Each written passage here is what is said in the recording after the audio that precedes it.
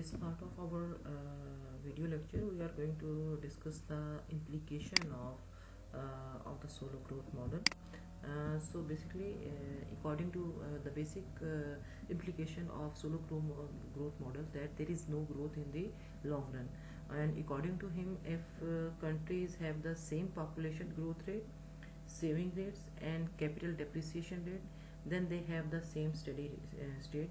So they will converge. So according to them, they will converge if the countries have the same population growth rate, saving rate, and the depreciation rate. Then there is a possibility that they will converge.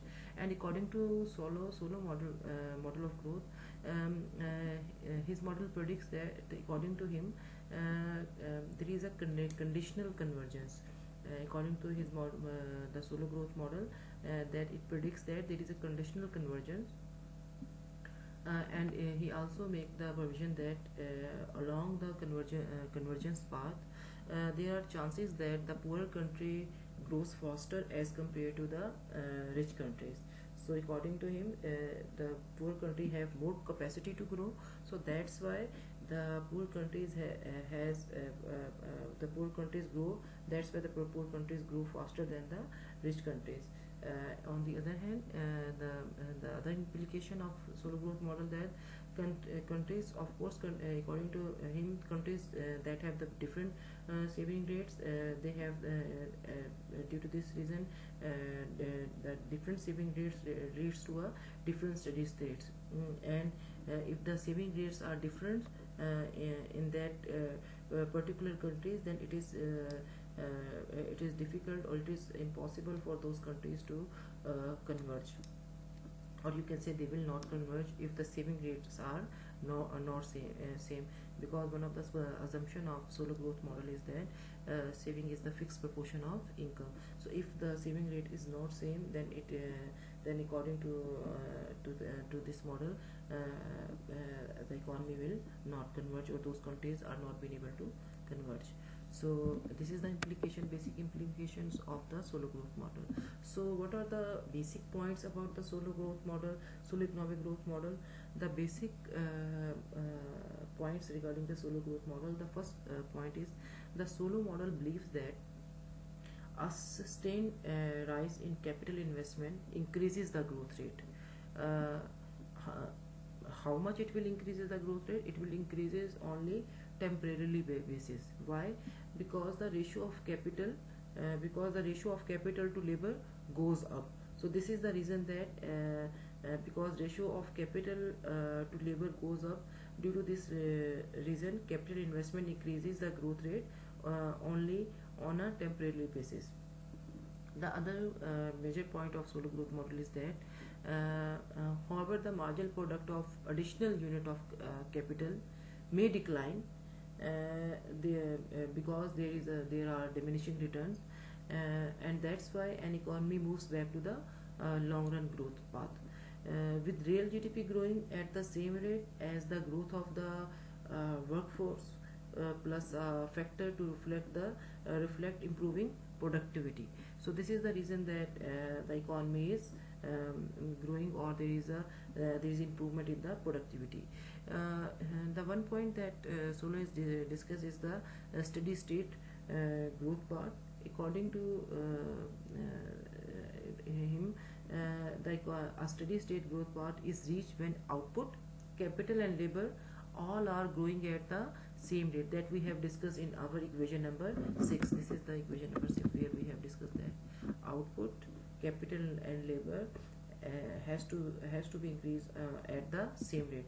So output per worker and capital worker are constant. So that means that output per worker and capital per worker is constant. So this is according to him, in order to reach the steady state path is reached when output, capital, and labor all are growing at the same rate. And then they also discuss that new classical economists believe that the rise in the trend rate of growth requires an increase in labor supply, and as well as a higher level of productivity of labor and capital. So in order to increase the rate of growth, or it is needed that there is increase in labor supply, and also there should be a higher level of productivity of labor and capital. How we are able to get the higher level of productivity of labor?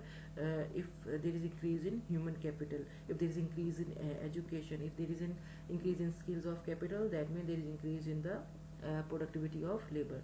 So differences in the pace of technological change between countries are said to be explained much of the variation growth rates that we see. So according to the pace of technological change between countries will tell us the variation of growth rates that basically we see in case of developed countries.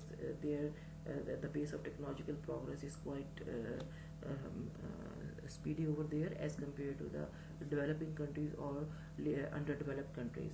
So that's why this is the reason that their growth rates are different from the developing and least developed countries. So these are the major point of the solo growth model. So now we are going to discuss the major weaknesses or strengths of solo growth model, or you can say the merits and demerits of solo growth model. So major strength of solo growth model is that it is more powerful tool for understanding the growth process as compared to the earlier growth models.